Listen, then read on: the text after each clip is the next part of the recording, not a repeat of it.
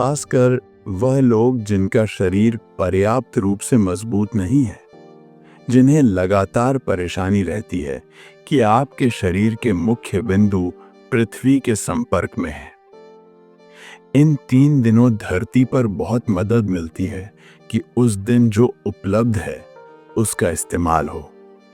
हाल ही में किसी ने कहा, 1 हफ्ते पहले या 10 दिन पहले यह प्रकाशित हुआ था, क्योंकि एमएफ हुसैन नहीं रहे। आप जानते हैं कलाकार एमएफ हुसैन नहीं रहे।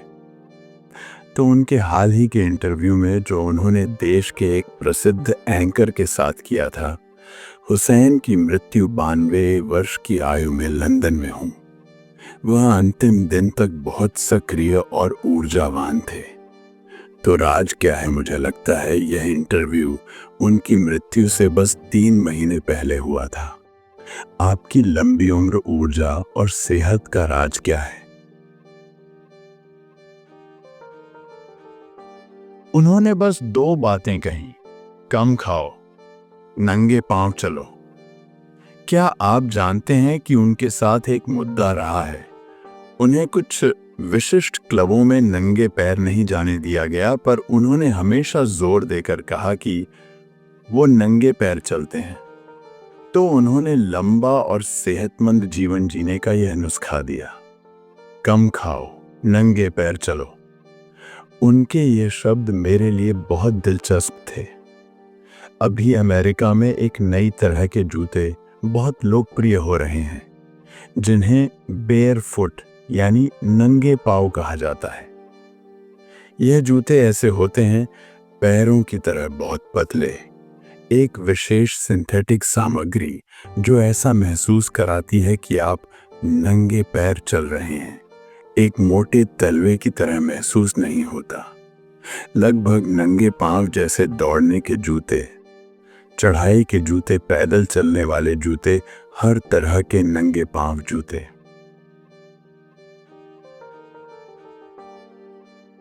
अच्छा है कि आपने अभी यह प्रश्न पूछा है। तो नंगे पैर का क्या महत्व है? खासकर वो लोग जिनका शरीर पर्याप्त रूप से मजबूत नहीं है, जिन्हें लगातार परेशानी रहती है, ऐसे लोगों को नंगे पैर चलना चाहिए। आप रहेंगे तो अच्छा होगा, यानी संपर्क ज्यादा होना चाहिए। इसीलिए लेटकर प्रणाम किया जाता है। आपके हिसाब से मंदिर के तालाब में डुबकी लगाकर फिर मंदिर में लेटकर प्रणाम क्यों किया जाता है? शरीर का हर हिस्सा धरती को छूता है। साष्टांग का यही मतलब है कि आपके शरीर के मुख्य बिंदु पृथ्वी के संपर्क में हो। जो कोई आध्यात्मिक साधना कर रहा है, खासकर उन दिनों शिवरात्रि, अमावस्या और उसके अगले दिन, इन 3 दिनों धरती पर बहुत मदद मिलती है। यह अपनी साधना को तीव्र बनाने की याद भी दिलाता है कि उस दिन जो उपलब्ध है उसका इस्तेमाल हो। तो उस दिन नंगे पैर चले। हर दिन फायदा होता है। उन दिनों विशेष लाभ होता है, जो न केवल शारीरिक सेहत के लिए बल्कि आध्यात्मिक कल्याण के लिए भी होता है। इसके अलावा ऊपर की ओर गति करने के लिए सिस्टम में जरूरी ऊर्जा पैदा करना। आप अपनी टांगे नहीं काट सकते, तो उन 3 दिनों जूते ना पहनना अच्छा होगा। अगर स्रोत से ही आपका कनेक्शन टूट जाए तो क्या आप अस्त व्यस्त नहीं हो जाएंगे? फिटनेस और खुशहाली का मतलब ट्रेडमिल पर दौड़ना और भारी भरकम मांसपेशियां बनाना नहीं है। नहीं, सिस्टम में तत्वों की समग्रता को मजबूत बनाना बहुत जरूरी है। तो क्या ऐसा करने का कोई तरीका है? हाँ, कुछ खास तरीकों से हम ऐसा कर सकते हैं। एक सरल तरीका है पृथ्वी, पानी और के साथ काम करना और घर से बाहर रहना। सिर्फ इतना करने से कुछ फर्क पड़ने लगेगा। तो मूल रूप से अगर शरीर को पोषण देने वाला भोजन मिलना निश्चित है, सांस लेने के लिए साफ हवा है और आप धरती के संपर्क में हैं, तो यह अच्छी सेहत पाने की पूरी प्रक्रिया हो सकती है। अगर आप धरती से संपर्क नहीं बना सकते और अगर आप धनवान और फैशनेबल हैं तो आप मड बाथ ले सकते हैं, वो भी एक तरीका है। तो आज आप छुट्टी लेते हैं, स्पा जाकर मड बाथ लेते हैं, एक बहुत ही महंगे वातावरण में।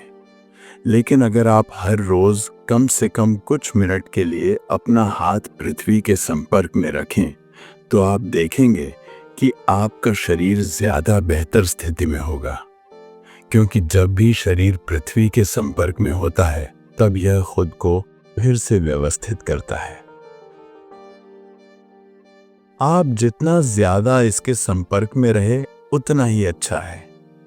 आप सभी अब किसान तो नहीं बन सकते और हो सकता है आप 12वीं मंजिल पर रहते हो तो आप माली भी नहीं बन सकते, लेकिन कम से कम पृथ्वी के साथ थोड़ा संपर्क जरूरी है।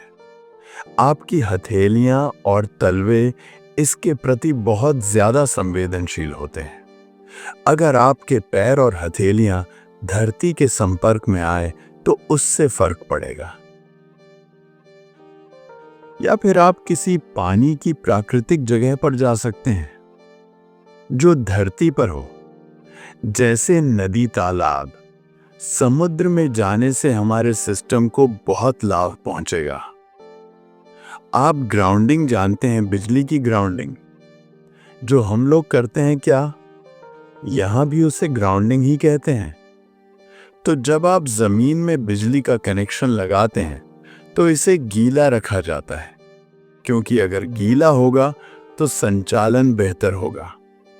तो इसी तरह भारत के मंदिरों में लोग पूरी तरह से शरीर को गीला करके लेटकर प्रणाम क्यों करते हैं?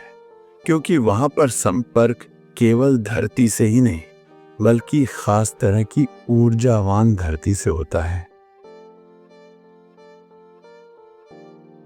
तो आप चाहते हैं कि आपका पूरा शरीर इसके संपर्क में आए, प्रकृति के साथ। यह संपर्क, चाहे वह संपर्क धरती के साथ हो या वायु के साथ या जल के साथ, यह बहुत जरूरी है। अगर यह संपर्क नहीं है तो शरीर धीरे धीरे अपनी समग्रता और स्थिरता को खो देगा।